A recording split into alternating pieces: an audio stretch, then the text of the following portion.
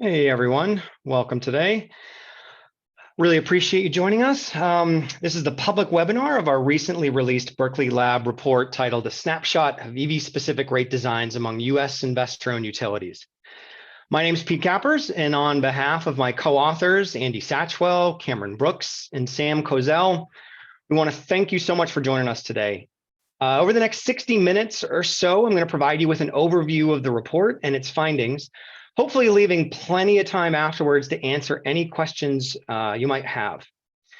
Since you're all on mute, as this is one of those standard webinars, please submit your queries into Zoom's Q&A feature. It's sitting up at the top or bottom, I guess, depending on how your screen's set up. Please put those in there as they come to you during the course of the presentation or even afterwards during the Q&A. I and my co-authors at that point will do our best to answer them after I'm done presenting. One last thing, I really want to give a shout out to our sponsor for this research, Chris Irwin and DOE's Office of Electricity. We greatly appreciate his funding of this research effort. So with the logistics and acknowledgements out of the way, let's get started. Okay, so about a year and a half ago, I would say, me and my colleagues here, we were talking and the conversation turned to utility rates for EVs. We knew that the industry was in its infancy when it came to rate designs that uniquely applied to the charging of electric vehicles. And although we were aware of a handful of highly publicized rate offerings and pilots, we really didn't have any insights into what the average US utility was actually doing. So we thought it would be helpful for us as researchers, but then the more we thought about it for folks like utilities, regulators, and even people in the EV industry writ large, to have a more robust understanding of how EV-specific electric rates could be designed, as well as how they were actually being implemented here in the US. So to that end, we first developed a simple framework for identifying the various design elements that could be uniquely associated with EV-specific rates. We then collected utility tariff filings and applied the framework to develop a database that categorized these rates. Lastly, we evaluated that database to characterize the landscape of EV-specific rate designs. Now, it's important to note that we focused this analysis exclusively on rates coming from investor-owned utilities. We didn't examine rates available from energy marketers, municipal, cooperative, or other types of public utilities. In addition, we focused only at what was filed by these IOUs with commissions and didn't look to see what happened afterwards. Namely, we didn't seek to understand the customer experience as it related to enrollment or response to these EV-specific rate designs. Now that you better understand the project as a whole, let me next walk you through each step of our research effort. The retail electric rates are typically designed taking into account two very broad concepts. First, as I'm sure you're all aware, there's a need for the rate to fully recover a utility's incurred costs, to be designed through the application of sound rate-making principles, and to be considered just and reasonable. But second, rates should ideally support the achievement of certain policy or market objectives, which likely vary by jurisdiction. Now, when it comes to EV-specific rates, we identified 5 policy or market-driven objectives that could be used as the basis for their design. First, promoting EV adoption, right? This objective is really intended to encourage or promote drivers to ultimately adopt and invest in electric vehicles. Design elements produce simple and understandable rates that either enable direct comparisons to customer monthly gasoline costs or result in predictable monthly EV electricity costs that yield savings relative to gasoline. Next up could be grid management. This objective is to incentivize or control EV charging in response to utility grid needs at either the bulk or transmission system level. Rate designs could seek to reduce bulk power system peak demand, support local distribution network voltage levels, just to name 2 examples. Third, system economic efficiency. In this case, the objective is to optimally charge or deploy EVs in a manner that ultimately seeks to minimize long-run marginal costs. Rate designs would better reflect the diversity of costs along a number of different dimensions, ideally resulting in more economically efficient charging decisions by EV owners. Fourth, we've got decarbonization. Now, this objective is to charge EVs to reduce direct and indirect carbon emissions. Rate designs could be used to communicate a signal, possibly based on marginal or average power system carbon emissions, to get those emissions to go down over time in a more targeted fashion. Last, but certainly not least, we could have an objective associated with equity. And in this case, the goal is to ultimately equitably share the benefits of EV across all customers, or to promote rate designs that don't unduly discriminate. Now, although I described the objectives individually, several are interrelated and certainly could be jointly connected to inform a utility's, a regulator's, or policymaker's decisions on retail rate designs. For example, a rate design could seek to promote more equitable EV adoption. From the EV rate design objectives comes 5 design components that inform those rates that could be developed: metering configurations, temporal and locational differentiation, demand charge elements, and charging controls. Let me explain each one of these in more detail and illustrate how particular choices for each component could be constrained by the particular EV rate design objective. One of the primary rate design decisions is how to measure and meter EV charging consumption. The simplest and cheapest approach is to simply measure the customer's EV charging load via an account meter that's combined and measures all of the other loads at the premise. Any financial incentives to alter charging behavior embedded in the rate design would be applied to all loads, not just what's used to charge the EV. Such configurations are often called whole home or whole facility because they encompass all of a customer's electricity consumption at the home or workplace, regardless of its source. If a utility were interested in promoting EV adoption broadly or in making it more equitable, well, then it might opt for this, the simplest and least expensive metering configuration. Alternatively, a rate could measure only the EV charging load. Now, for this, the utility has a few options to consider. First, it could require 2 revenue grade meters, one to solely measure the EV charging load, and a second to measure the electricity consumption for all other loads in the premise. Alternatively, a dedicated second meter for the EV could be required that sits between the main revenue grade meter and the EV supply equipment. Although EVs themselves measure electricity usage, the internal meter is not typically considered revenue grade because they either don't currently meet accuracy standards or haven't gone through the certification process.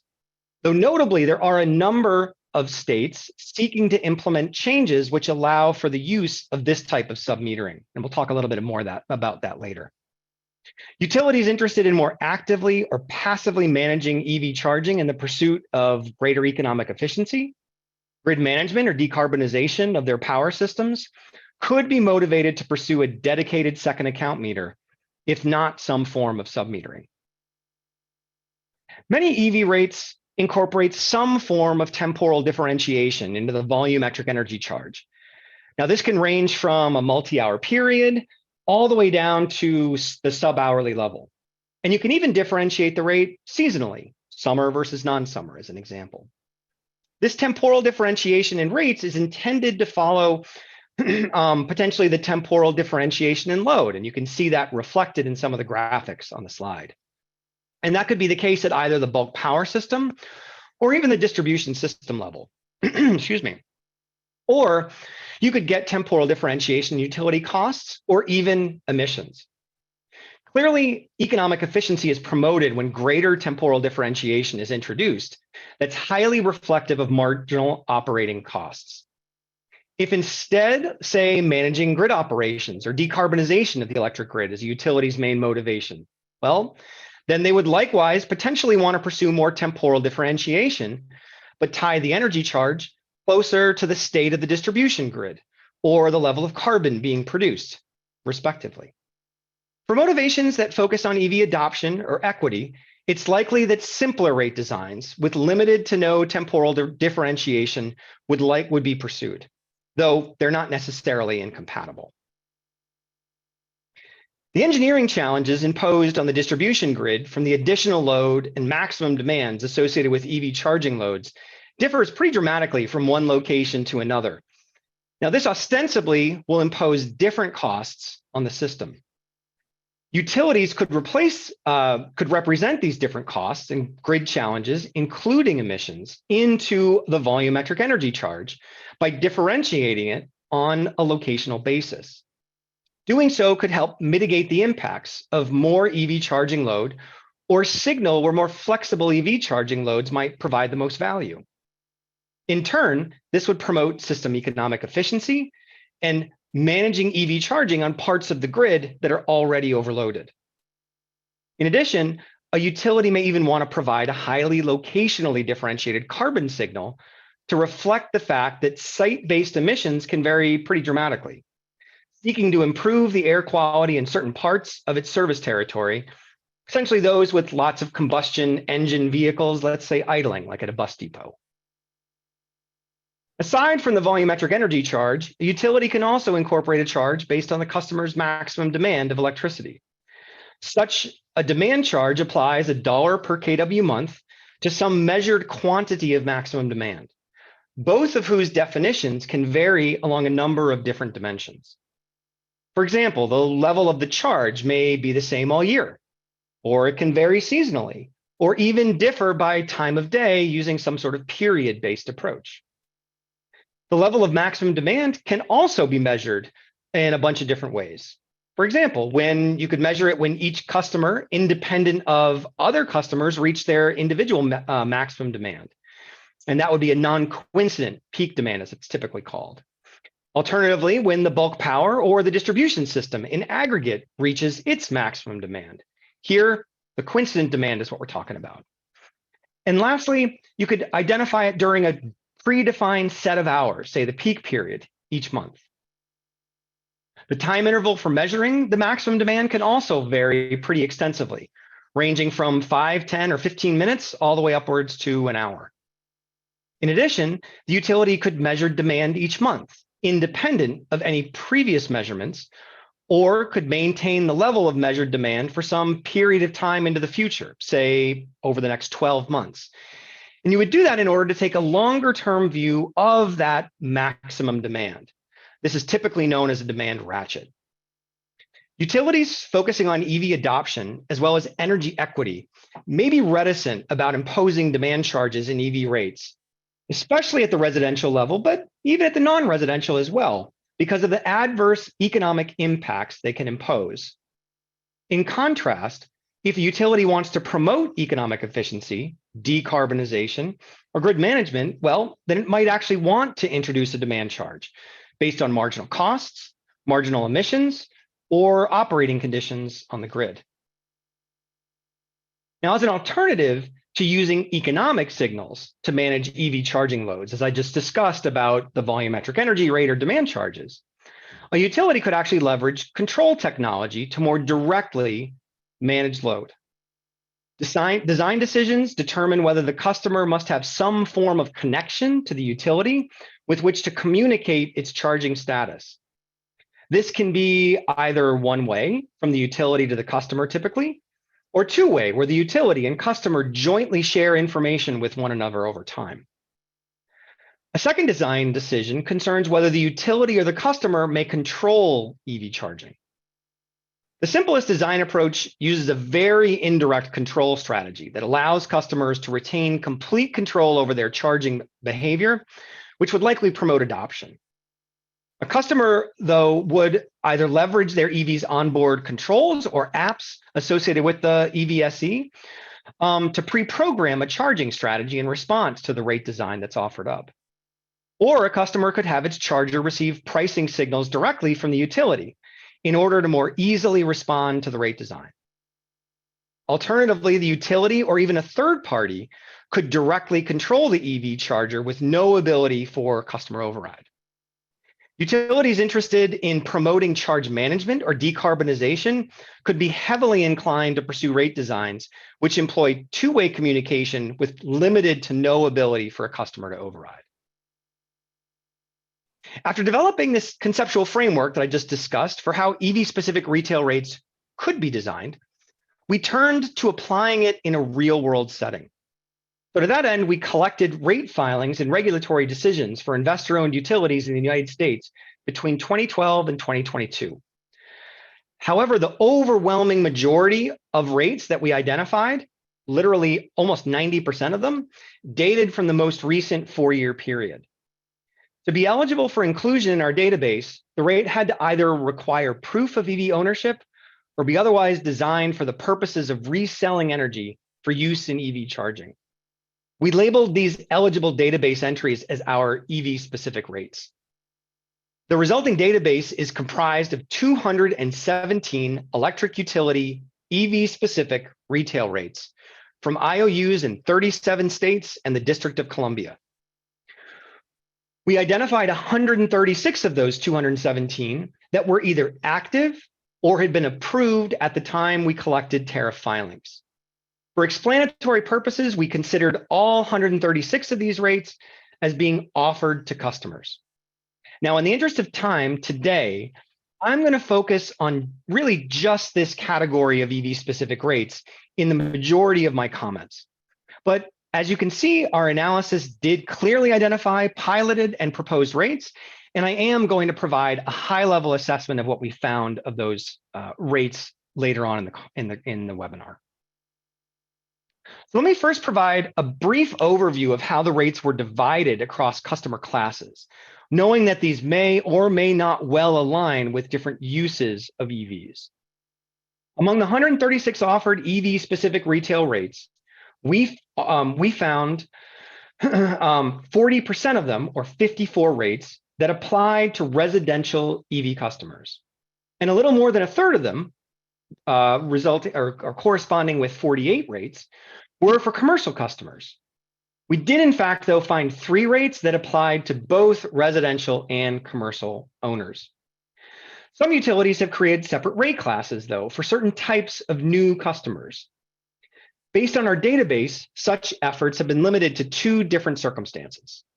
First, some utilities are deploying their own charging stations, and so are developing rates that uniquely apply to these novel commercial opportunities. In our database, about 20% of the rates, or 27 of them, applied to utility-owned EV chargers. Second, some utilities have segregated broader fleets of electric vehicles, like those owned by national delivery services companies, big box retailers, waste management companies, and even schools. In our database, they represent a very small share of the current rate offerings. Only 4 explicitly applied to non-utility fleet operators.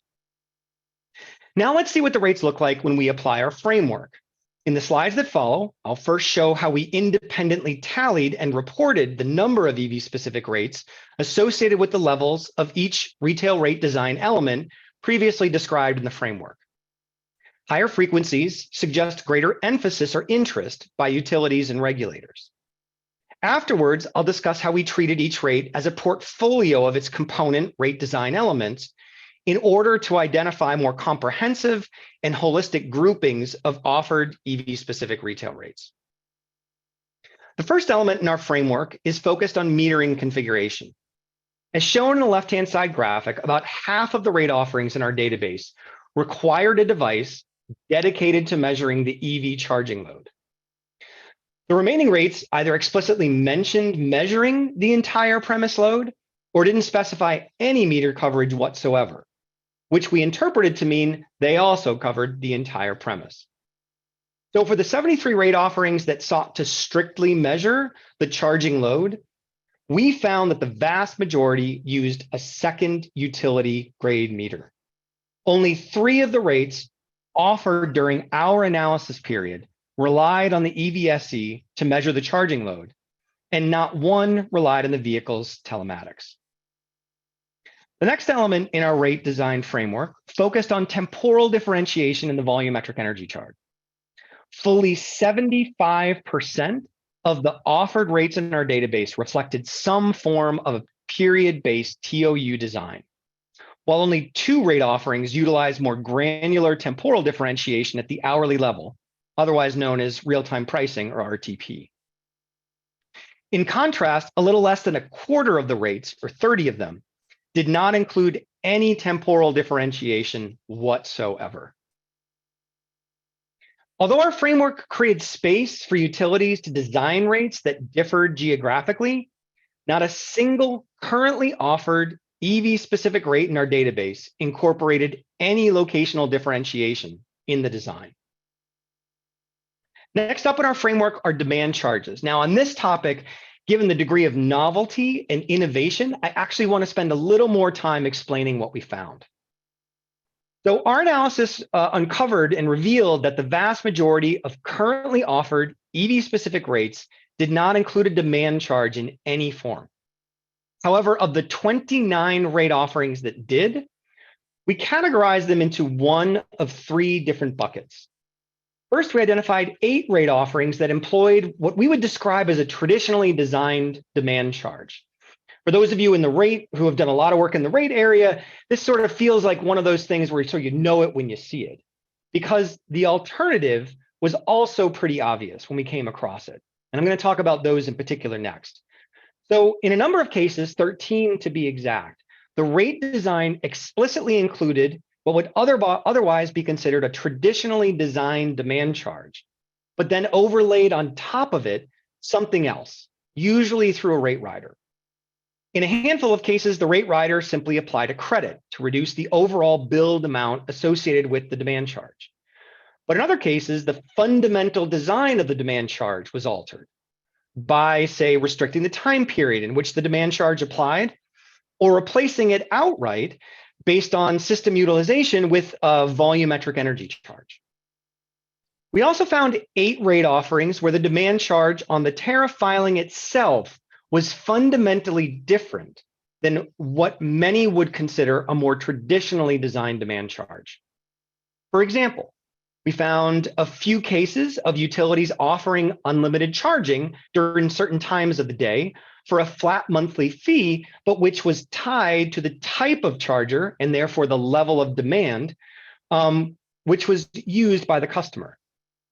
We also identified rates that simply put a cap on the size of the demand charge relative to the total bill, or tied the level of the demand charge itself to a monthly load factor or charging station utilization. Our analysis also identified 5 rate offerings with a demand charge that was actually to be suspended for a certain period of time. This has been typically described as a demand charge holiday, which you can see identified in the graphic. So last up in our framework is the use of some form of charging controls, of which we found very, very few examples. 2 currently offered rates incorporated a charging control signal from the utility to the EVSE, but allowed customers to override it, while we did find a single rate offering that integrated exclusive customer control of EV charging loads. It's worth noting that many utility programs provide payments, rebates, or other non-rate incentives to promote more direct control of the EV charging load. But again, the focus of this analysis was on retail rates, and thus these programs were outside the scope of our analysis. Okay, so what does this look like when we take a bigger picture perspective and step back and look across the entire rate as a portfolio of these design elements? What we see is that the dominant EV-specific rate design offered to residential customers utilized a TOU volumetric energy charge without any demand charge and measured just the EV charging load. The second most offered residential rate also employed the same type of charges, but instead applied them to the entire premise. In both cases, there were neither any geographic differentiation nor charging control technology employed. On the commercial side, the dominant EV-specific rate offering was comprised of both a TOU volumetric energy charge and some alternative to a traditional demand charge, which generally included demand charge discounts that applied universally, were tied to a customer's load factor, or that sunset after some period of time. The second most offered commercial rate design in our database also used a TOU design, but without the application of any demand charge. In both cases, the rates required a dedicated second meter but didn't include any geographic differentiation or charging control technology. In contrast to the commercial rates, neither of the two most offered utility-owned charging station rates included any form of a demand charge, but we did see TOU applied as the second most offered rate design for this class of customers. Although the TOU charge levels were mostly determined from a cost-based perspective, a handful employed a more market-based methodology for setting those prices. In those cases, either looked at the cost of fueling gasoline relative to electricity, or focused on the private market's pricing of its own DCFC stations. Now, although I skipped over providing a more highly detailed assessment of the individual rate design elements associated with proposed or piloted EV-specific rates, I do want to touch on a few higher level takeaways from our analysis that I think are worth a brief mention here. So the design of the 12 proposed rates and 54 piloted rates in our database were generally consistent with the offered rates in terms of metering configurations, temporal differentiation, and locational differentiation, or lack thereof an application of that. As an example of this, the utility-owned charging station pilots were generally designed quite similarly to some, if not most, of those rates commonly offered at other utilities. As just discussed, they generally excluded any form of a demand charge, and some included volumetric energy charges, set based on what competitors in the market were charging. Instead of focusing on novel or unique rate designs, many of these pilots alternatively sought to give utilities who were new to the charging market the opportunity to get their feet under them and learn from their experiences, both positive and negative, in a low-risk environment. In addition, a handful of these pilots tested out the viability of serving locations or communities that were more likely to be passed over by the private market. Now, despite these commonalities, we did observe a limited degree of experimentation in more novel design elements for a small number of rate pilots. For example, in a handful of the commercial ones, the utilities tested out the viability of greater temporal differentiation, one even being in the form of RTP. We also saw a few residential pilots that tied the volumetric energy charges to different metering configurations. So what does this all mean from where the electric utility industry, or at least IOUs and their regulators, are presently with respect to EV-specific rate designs? Well, first, the pervasive use of TOU rates and other simple rate design elements across so many different customer classes suggests both IOUs and regulators are highly motivated to promote EV adoption, but also to broadly manage the grid impacts associated with increased charging loads. Second, the EV industry is just getting going with substantial federal and in some cases state subsidies supporting the growth of this nascent industry. For some utilities, this meant further promoting simplicity by applying holidays from demand charges. For others, this actually meant a willingness to introduce considerable complexity into the design of those demand charges in order to provide customers with the opportunity to limit their impact on bills, and thereby further support an industry at the beginning stages of a transition. Third, the absence of more highly dynamic rate design elements like highly dynamic temporal or locationally differentiated rate designs suggests that, as in so many other utility applications, achieving the greatest level of economic efficiency is likely not the highest priority, or may simply be infeasible, if not impossible. And finally, possibly because of the nascence of the industry or the limited experience so many utilities have had with EV-specific rates, they're piloting rates that look very similar to those being offered more broadly across the country. Because our research identified a small handful of pilots that went beyond the status quo, there certainly is a temptation to look at these pilots as a postcard from the future of what EV-specific rate designs could look like. However, it is worth noting that insofar as rate pilots may indicate interest in going beyond the norm right now, there is a rather limited historical record of successful utility rate pilots ultimately transitioning into similarly designed full-fledged rate offerings. So we'll need to really wait and see whether these pilots really do represent what's to come. Now, based on these filings, we identified a number of key considerations for utilities and regulators moving forward. First, it's important to consider the implications of EV rate design objectives vis-a-vis other distributed energy resources, especially because states typically have different rate designs and policies or goals for each individual type of DER. The importance of the specifics of any particular rate design in assessing the potential impact on DER deployment cannot be overstated.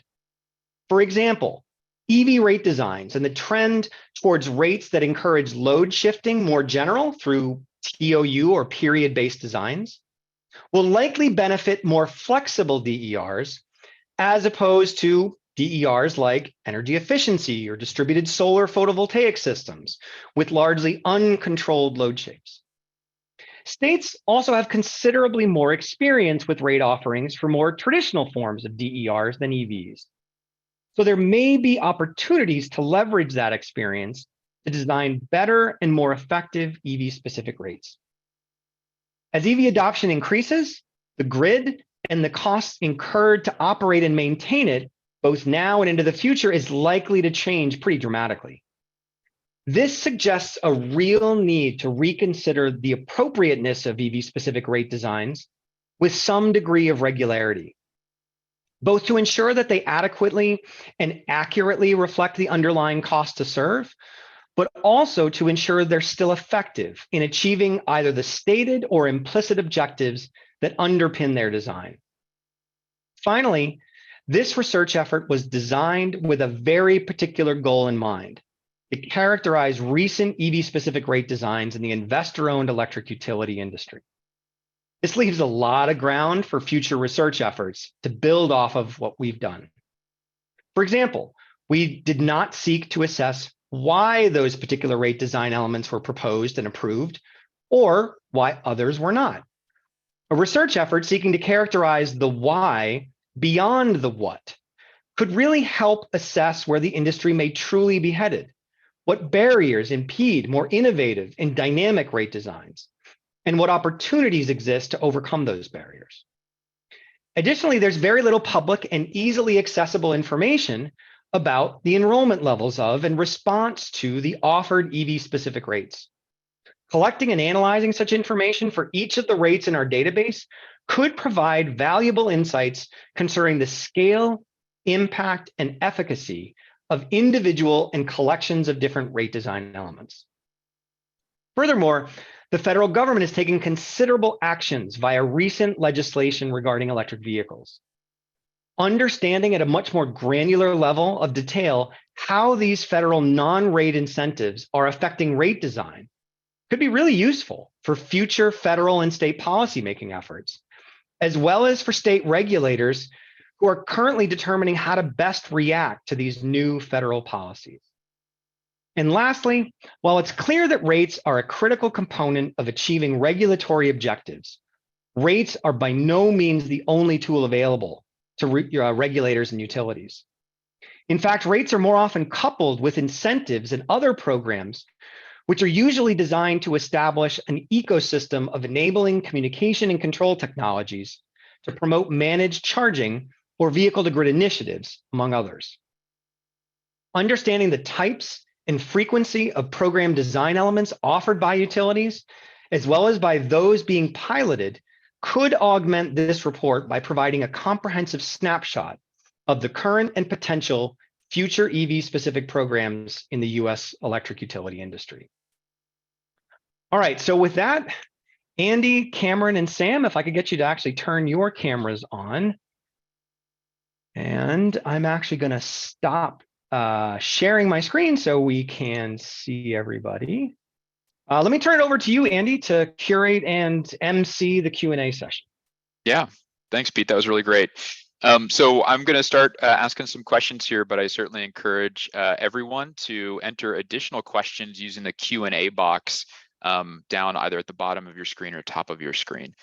So one question, maybe we'll start with you, Pete, with this question, and certainly Cameron or Sam, if you have something to add. But so in the situation where you have customers that want some sort of a pricing for their EV charging only and not for the remainder of their household, you mentioned this sort of 2-meter model. Are there any alternatives to that model? And could you maybe give a little bit more kind of maybe an example or two of what that might look like? And you're on mute. So beyond, I mean, we talked about basically, through the EVSE, through telematics as sort of an alternative to utilizing a utility grade, revenue grade, meter. Most EVSEs, some telematics, right? They already have some embedded metering capability. And as I mentioned, the issue really is around, have they been tested, measured, met certification requirements to be considered revenue grade? And so in some states, I know they are going through proceedings to either relax those requirements, to go through the process of testing them to see if they can, meet those requirements, basically trying to, develop alternatives that meet both the utilities need to accurately, measure the consumption of the charging load, but also to try and reduce the overall cost so that that doesn't become a burden in some way to EV adoption. Great, thanks. Cameron or Sam, is there anything you guys want to add onto that? Because I know that's an area you've potentially done, I think, some more work in. Pete, I think that you're right there in the sense that, in order to do that, there needs to be some way to disaggregate the EV portion from the rest of the home. And, right now, the only way that we saw in the rates that we looked at was through the 2-meter rate system, or sorry, 2-meter double metering system. Although obviously there is an opportunity and a lot of interest in exploring using either the EVSE or the vehicle telematics.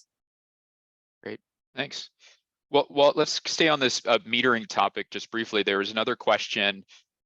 Basically, do you need a smart meter to isolate the EV charging or not? Basically, have we seen anybody using smart meters to bill EV usage? And maybe the contrast to that, are there cases where you don't use a smart meter but are still able to sub-meter the EV usage? To the extent I think any of you all know about that, that would be helpful.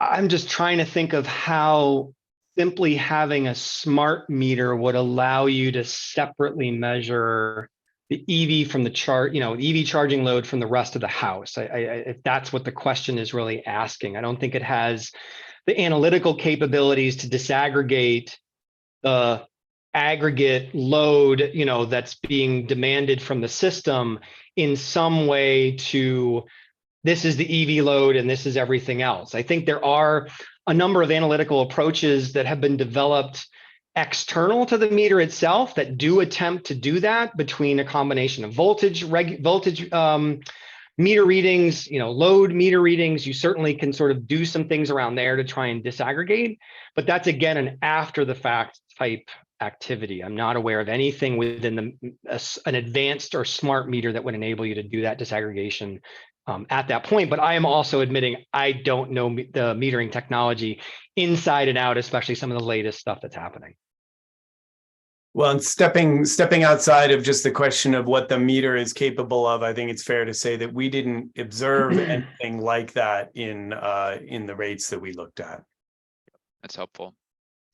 So the question is, what's your view on demand charges that are based on load factor thresholds versus volumetric rates? Maybe I'll ask it in a sort of a more research-based framing, but what are the trade-offs that regulators and utilities face in emphasizing demand charges and rates versus volumetric energy charges?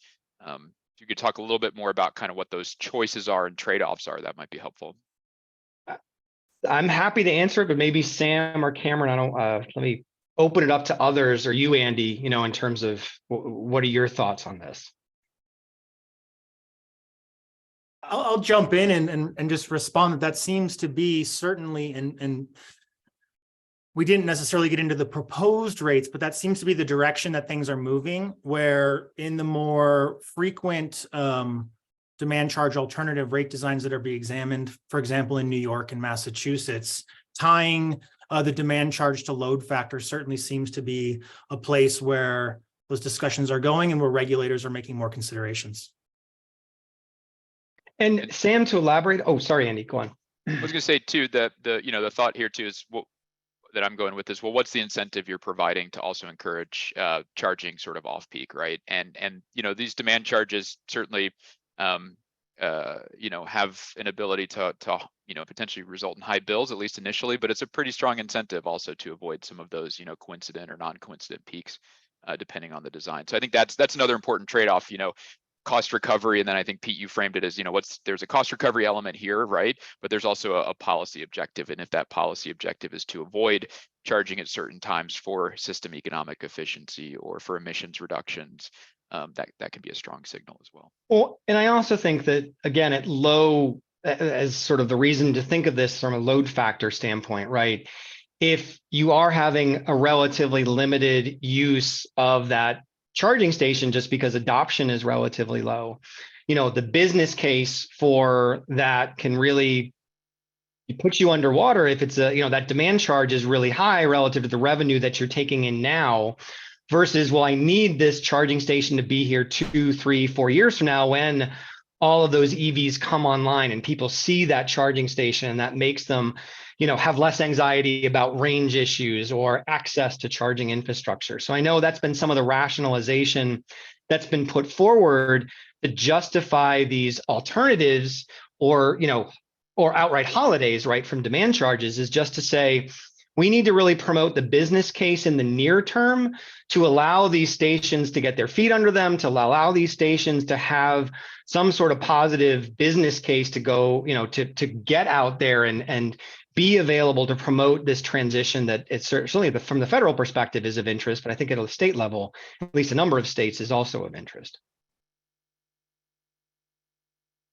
Something I've kind of wondered, maybe I'll pose this to all three of you, and I actually may answer it myself. But let's start with Cameron. But I'm curious if you guys just share, what's one thing that surprised you about this research? What's one thing that really surprised you that came out of the research, or maybe even the process of doing this?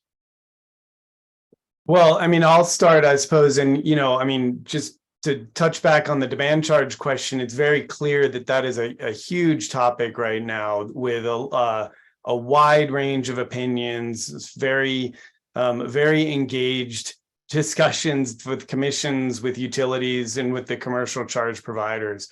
And so there's a lot of complexity there. And I think, one of the things that then surprised me leading from that observation into your question, Andy, is quite frankly just the lack of much diversity out there in terms of what kinds of rates are being put into service and even what kinds of rates are being proposed. So I know we talked at the beginning and you outlined, Pete, sort of a framework by which we might look at a lot of different kinds of motivations that would be embedded in rate design. And I think it was surprising that that it was much more of a monoculture than a rich ecosystem. That's great. I know, Sam, do you want to go next and just say, something that surprised you about the research? I know you also did a lot of the data gathering process. I don't know if there's anything that really surprised you in that process as well. Yeah, of course. Building off Cameron's point, I think I was surprised. What I found to be interesting, my interesting takeaway was that kind of the next frontier of applications appears to be happening at the program level. That's where we're able to leverage maybe more innovative technologies to achieve some of these policy goals and to achieve, load shifting objectives through the network EVSE or through the telematics. It's not necessarily happening through the rate design, but more applications seem to be happening mostly through pilots, but at the program level. And Pete? I think on my end, it was, the fact that there were new rate classes being created for utility level charging stations or fleet charging was interesting to see, but I don't recall there being separate rate classes created necessarily at the residential or commercial level, especially when thinking about measuring those loads specifically, right? Because if you sort of think about the concept, at least the way I think of it is, a rate class really has a very fundamentally different cost causation, right? You're causing very different costs than every other sort of class that's out there. And so you deserve your own because you're so unique. And so the idea that where it's unique enough to measure separately, but it's not necessarily unique enough to warrant its own rate class. And maybe that's, again, part of going back to Cameron's point, maybe that's a level of innovation that at this point, again, given the nascence of the industry, the limited experience utilities have with EVs, like there just isn't enough justification to go to a commission and say, look, I have all this EV data. I can clearly show you, that their load profiles, their demand profiles, and therefore the costs they're imposing on the system are fundamentally different enough to warrant their own customer class. But I do see that as sort of maybe an interesting place to go. But I was surprised that hadn't really been done to this point. Yeah. I guess since I should probably answer one of the questions that I ask myself, I think one of the things that really I think surprised me was just the sheer number of time of use rates that are being offered, even if they aren't particularly sophisticated, even if they're sort of still in the infancy of sort of simple overnight time of use rates. I think I had expected to see more kind of flat rates or sort of subscription pricing, all you can eat type rates to really promote EV adoption. But it seems like there's a fair number of offerings out there with a time of use flavor to them that seems to be what utilities are offering to customers, hopefully to drive some adoption. And so I think it's a good launching off point to do some more sophisticated designs and really introduce customers that idea of responding to something that is time-based and not just flat over the period of time. There was a question that came in about sort of, could you have a viable business model for commercial EV rates based on real-time pricing? I know we didn't look specifically at commercial, with the profit sort of motivation or profit component of the rates here. I don't know if you all want to comment at all maybe about what it would take to get real-time pricing rates, or maybe why we don't see a lot of real-time pricing designs for EV rates right now. I'll kind of leave that one out there and see if anybody wants to take that on. I mean, I think the reason you're not seeing it is also for the reason here is also commensurate with the reason you're not seeing it, pervasively at especially larger customer classes, but even, further down in the residential sector, right? There just isn't a real, again, getting back to one of the points I made, that there, economic efficiency is just not as high a priority as other things are right now, or that's one way to interpret, what we're seeing. And so, in the context of commercial charging, I think there's two interesting components to that, right? One is just customers. Customers are used to going to the gas station, and like technically the price changes every time the truck pulls up, right? And so that's every couple of days, it's going to change a little bit here and there, but it doesn't change during the course of the day. It doesn't change every hour. And so there's a bit of a paradigm shift that would be required, or a conceptual shift, of consumers. But I also think, if customers are not willing to accept that, then you put the risk onto the EV station to hedge that price volatility, right? And I mean, there's things they can do to try and sort of smooth that out, and they can change the price over the course of the day, but they're ultimately on the hook for it. And so again, in a nascent industry, is that the kind of risk that a new, entity, a new organization is necessarily going to want to take on? I think I'd offer too, some of what that question is getting at in terms of the specifics of the rate design and what that might look like is a little bit beyond the scope of what we set out to do, which was to observe what was out there. So it's a complicated world out there. It's hard to say that there are one or two things. I would say, again, going back, at least I wonder, it seems like the largest issue in the debates that we witness, again, sort of outside the scope of this specific study, really come down to the effect of demand charges, which is more about the capacity as opposed to the energy price. And so I think that may be the place where there's some, where at least I know the charging companies and other stakeholders are looking very intently to try to figure out, what else can be done there that helps recover the costs in a fair and equitable way, but also doesn't overstate those costs. So it's probably that is a much higher priority than the real-time energy price in a lot of situations. Yeah, it's a really great clarification between the two. Pete and Cameron, you guys have been in this industry working on time of use and dynamic pricing for some time, especially around sort of demand response and load flexibility. Now we have electric vehicles. I mean, looking at the other sort of decades of pilots that have gone on around time-based rates, do you have any sort of advice for utilities or regulators who want to move towards more sophisticated rate designs? Do you have any recommendations about how they should deploy those rates or considerations as they think about, even designing those rates, drawing from that experience that we've had, over several decades? Cameron, you want to go first this time? Well, that's a tough one to speculate on too much, Andy. And part of the reason I say that is that I think it requires stepping inside either the boardroom or the mind of the utility that is proposing those kinds of rates.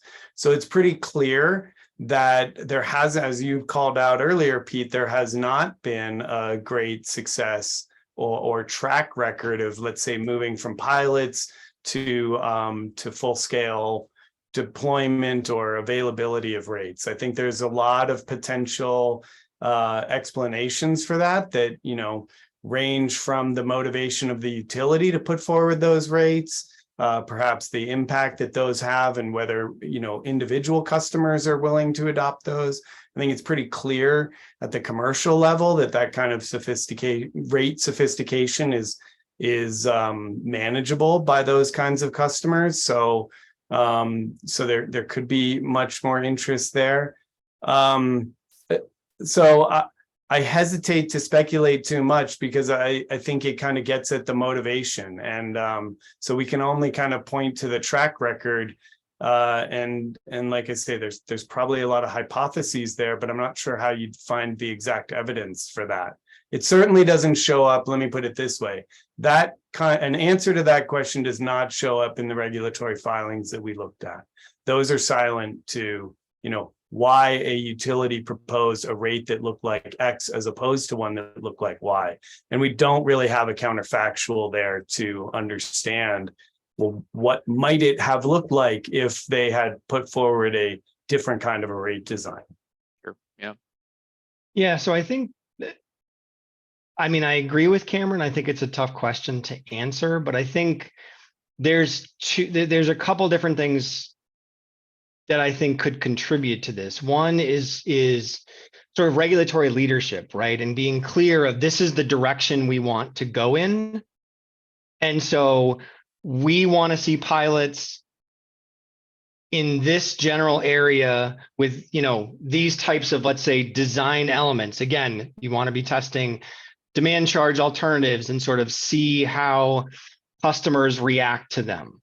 I think being clear about what are the design elements that are of interest. I always think of, pilots are technically just experiments from 7th grade science class, right? And so making sure that you sort of follow the scientific method. Now, I know I'm a researcher, so I'm sort of more inclined to do that. But thinking about these as really just experiments, what this speaks to is being then really clear, like, what are you trying to get out of this? And how does that inform subsequent decision making? So again, I'm with Cameron. Like, I don't really know why a number of prior rate, pricing pilots have not necessarily moved, into sort of full-fledged rate implementation. But I think if there's more clarity up front around expectations and connecting the intent and purpose of the pilot to inform that decision making of like, if we find these results, then this is where we are expecting, you to go. If we find these results, sort of here is the direction we're expecting you to go. And having that clarity and connection, I think, might make it more likely that you do see pilots transition into rates. But again, that's just maybe me being optimistic. No, it's great. Always good to have an optimist in the group, especially with a bunch of researchers. The last question we had here was just sort of trying to unpack some of the constraints that utilities face in implementing time of use rates. There was an example, maybe the back office billing systems or their control, SCADA systems limit the amount of sophistication in the rates. Did you all uncover any of that in any of the rates that you found or in any of the discussions? Any specific kind of constraints that utilities noted about the implementation of these rates? And again, Andy, I would say that, we did not get into that, what I'll call counterfactual, whether that's exactly the right application of that term, analysis in terms of like what kind of constraints did utilities or regulators or others feel that prevented them from proposing a certain kind of rate. And, again, the regulatory filings are relatively silent on that. We did not conduct a utility by utility interview process to try to understand, what motivated the strategy that they did follow. So, I'm afraid it would mostly be speculation. It's clear that there are some of those technical constraints that exist in certain situations, especially around billing systems and things like that. I'd be surprised to learn that was what that is why we saw what we saw, that it came down to, I'll say it another way. There did not seem to be, I think if that had been the case, that there was a high motivation both on the utility side and the regulator side and with consumers to be putting forward these much more innovative rates, and that the only thing that held them back from that were some of these technical challenges, I think that would have become more evident. And instead, I think what we saw was sort of a uniformity in the kinds of rates that were being proposed. That speaks to me to suggest that there are other factors than just technical constraints. Yeah, no, that's fair. Maybe an area for future exploration as well. So that sort of wraps up our time and all the questions. Pete, I'll pass the mic back over to you for the last word here and any sort of follow-up that we'll be doing. Great, thanks, Andy. The last thing I guess to note is the report is out. It can be found on our website, emp.lbl.gov. Although I think since most of you registered for this, you probably have already been out to our website. So last thing to say is that anyone has follow-up questions associated with the research, please don't hesitate to reach out to me, to Andy, Cameron, or Sam. Certainly, Andy and our contact information is on our website, so please feel free to reach out. And with that, we really appreciate you all attending today. I hope it was useful and informative, and thank you very much. Have a good rest of your day. Thank you all.